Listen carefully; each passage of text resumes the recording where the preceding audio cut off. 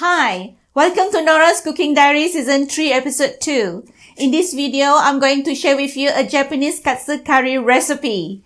Golden cutlet covered with rich curry gravy with mouth-watering fragrance is absolutely marvelous. The combination of deep flavors and crunchy texture will indulge your senses on every mouthful. It is so delicious that you will come back for more.